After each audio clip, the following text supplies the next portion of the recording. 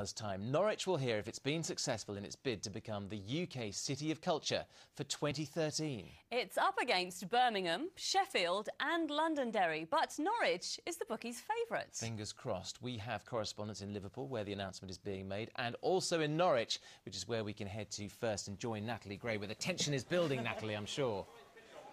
Absolutely, these are nail-biting times in Norwich. We'll get the results from the big screen, I guarantee. If Norwich wins, there'll be quite a party. Norwich is still the bookies' favourite at 6-4, just ahead of Londonderry. Let's hope the bookies are right. Now, let's find out who's backing Norwich's bid and why they feel Norwich deserves the culture crown. I think you know him. Dr. Master Caius, the renowned French physician. If it's culture you're after, you don't get much better than Shakespeare in the cathedral cloisters. The Merry Wives of Windsor alternating with As You Like It from tonight until Sunday night in Norwich. You might recognise the actors Gabriel Thompson from My Family and Hollyoaks heartthrob Matt Milburn. Months of planning has gone into Norwich's bid, not to mention a rather impressive pitch.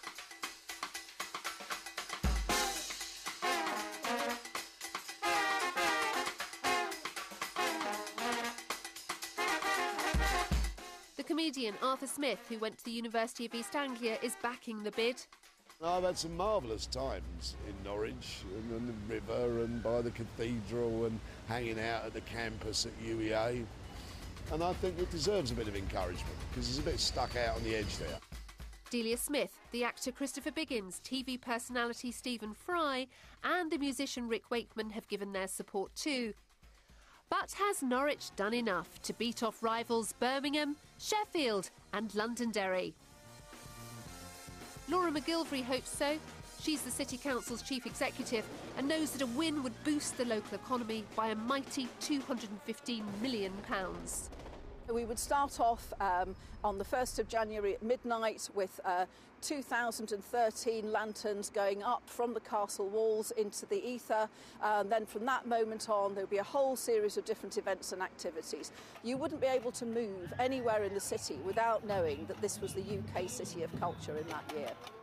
From Shakespeare to the Puppet Man, Norwich certainly has something for everyone. So the wait's nearly over, and I'll be bringing you the result in our late bulletin after the news at 10. Natalie Gray, Anglia News, Norwich Cathedral. Exciting stuff. And ITV's David Hurst is in Liverpool for us. And a short while ago, he sent us this report. Well, Norwich will learn in just over an hour whether it's to become the UK's first capital of culture for 2013. The announcement will be made here on this rooftop terrace on the waterfront in Liverpool. You can see the iconic Liver building behind me there. And the reason it's been held in Liverpool, this is because this city, of course, was the European capital of culture in 2008. The cities Norwich are up against, of course, Sheffield, Birmingham and Derry in Northern Ireland. And if Liverpool's experience is anything to go by, the prize for winning this will be something like £800 million. Well, we have reaction from the Norwich team on our bulletin later in the evening after the announcement, which is expected at around 7:30.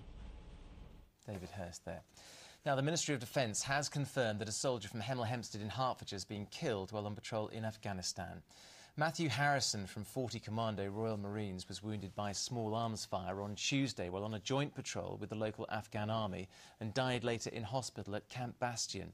He would have celebrated his 24th birthday yesterday. His commanding officer said he was brilliant in every sense.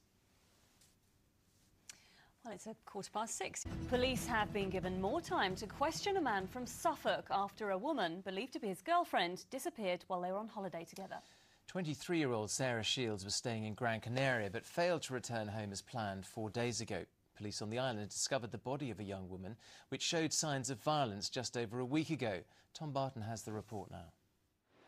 It should have been a first holiday with her boyfriend, 2 weeks in sunny Gran Canaria.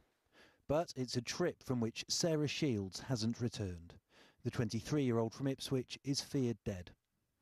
A body was found in the sea off Gran Canaria just over a week ago. It has yet to be formally identified, but police believe it to be Sarah's. Her boyfriend, 36-year-old Christopher Chittock, is understood to have been arrested by Suffolk police after returning home from the Canary Islands alone. He's being held on suspicion of murder and perverting the course of justice. For Sarah Clark, her best friend's disappearance is a living nightmare. Just how much will you miss her? A lot, terribly. She's my best friend, and she's always full of laughter. Every time she come round here, she always made me laugh. You know, she's just a happy-go-lucky girl.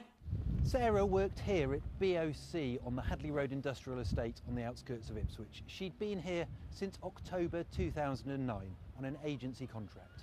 She'd previously been a pupil at Coppleston High School in Ipswich. Sarah's family were too upset to speak today, but neighbours expressed their shock. Well, when you sort of see her so often, you know, they're sort of neighbours, you see them so regularly that it brings everything home to you, you know. Sarah's Facebook profile now contains dozens of messages from concerned friends. Her disappearance, 1,800 miles away, has left a community in shock. Tom Barton, Anglia News, Ipswich. Police are hunting a man believed to be from Essex after a car was stolen from an 81-year-old woman. 60-year-old Alan Francis Goodin is wanted in connection with the theft from a house in Cambridge on June the 19th. Police have also linked him to similar crimes in Essex, Kent, Sussex and London. The family of a teenager from Norfolk who's battling a brain tumour is appealing to thieves to return his 2 mountain bikes which have been stolen from their home. Elliot Schofield from Thetford was diagnosed with the tumour when he was 3. His passion is mountain biking and he's been left devastated after discovering his bikes, worth almost £2,000, have been taken. Norfolk's flood sirens could be a thing of the past, as only 2 parishes have offered to operate them independently. Norfolk County Council's plans to switch off the sirens to save £42,000 a year and replace them with a more modern warning device. Tanya Mercer has this report now. The Great Flood of 1953, remembered to this day around the coast of Norfolk. For many, these sirens are a symbolic reminder of why it should never happen again. Flood warden of Bacton and Eddingthorpe, Richard Kimball, says their importance shouldn't be underestimated. You insure your house for years on end and nothing happens. But one day you might need that insurance.